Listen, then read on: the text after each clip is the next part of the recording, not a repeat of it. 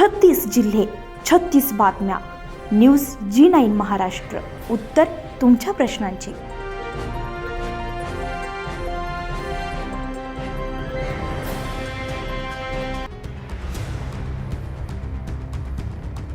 वंचित बहुजन आघाडीच्या वतीने पुकारण्यात आलेल्या महाराष्ट्र बंदच्या मोर्चाला मूर्तिजापूर येथून सुरुवात झाली आहे. मात्र काही व्यापारी संघटनांनी बंदला विरोध दर्शवत आपली दुकाने उघडीच ठेवण्याचा निर्णय घेतलाय, ज्यावर मोर्चेकऱ्यांनी तीव्र आक्षेप घेतलाय.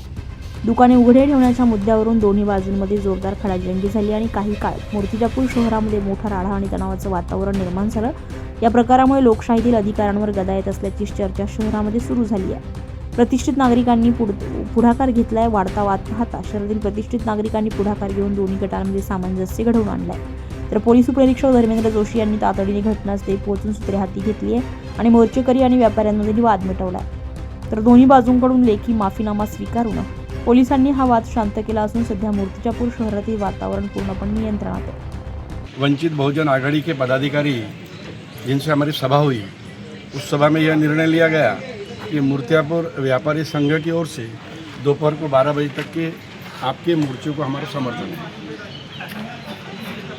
मोर्चा निकला, शांतिपूर्ण तरीके से मोर्चा चल रहा था, लेकिन कुछ लोगों ने आकर हमारे 2 व्यापारियों के प्रतिष्ठान को नुकसान पहुंचाया. उसमें पुलिस स्टेशन तक के कार्रवाई की बात आ गई थी, लेकिन वहाँ पर पहुँचने के बाद में जो हमारा गैर समझ था, यहाँ वंचित आघाड़ी के पदाधिकारियों का जो गैर समझ था, वह आमने सामने चर्चा करने के उपरांत वह गैर समझ हमारा दूर हुआ और हमारा किसी भी प्रकार का अभी कोई तकरार नहीं रही.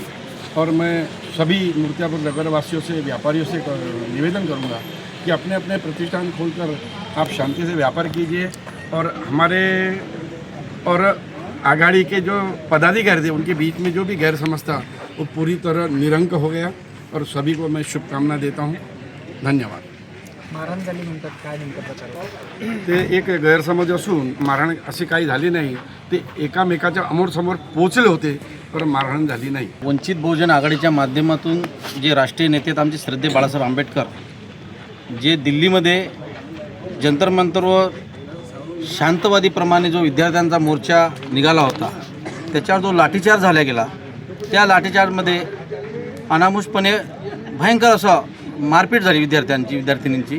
त्याकरिता कुठल्याही नेत्याने तिथे पाऊल उचललं नाही. श्रद्धेय बाळासाहेब आंबेडकरांनी हे सर्व पाहून हा महाराष्ट्र बंदची एक आव्हान केलं.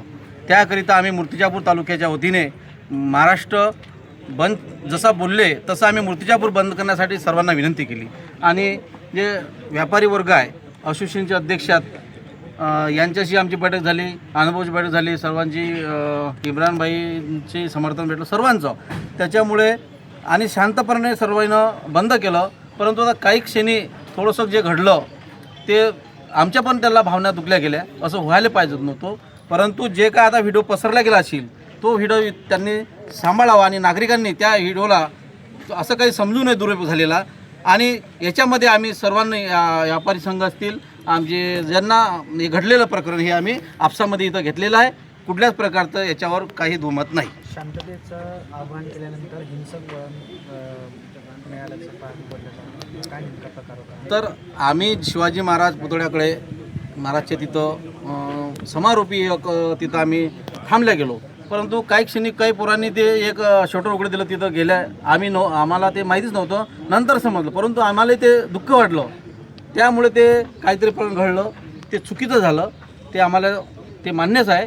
परंतु ते सर्वांना आमचा समजूत झाला, त्याबद्दल आम्ही सर्वांचे आम्ही आभारच मानतो. व्यापारी वर्गांनी चांगल्या प्रतिसाद देऊन सगळ्यांनी दुकानं बंद ठेवले व टाईम संपल्यानंतर काही दुकानं चालू दिसले. ज्यावेळेस तिथं काही मुलं वगैरे गेले त्यावेळेस त्यांच्यामध्ये मी पण होतो.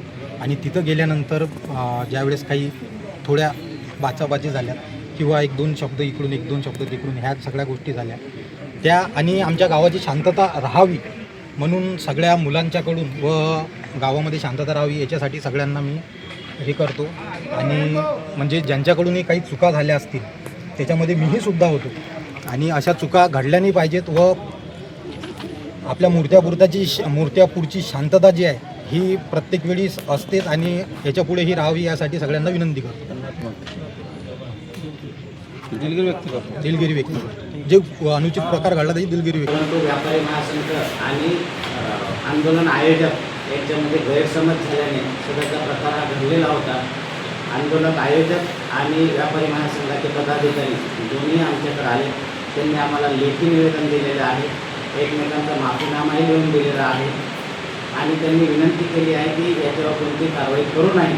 तरीसुद्धा मी कोणी तक्रारदार असेल किंवा आयोजक असतील त्यांना मी लेखी सूचना देत आहे की आपल्याला जेव्हाही वाटेल आपण तक्रार देण्यासाठी पोलीस स्टेशनला येऊ शकता आणि आम्ही त्यावर कायदेशीर कारवाई करण्यासाठी तयार आहोत. न्यूज जी9 महाराष्ट्रासाठी नितीन टाले, अकोला.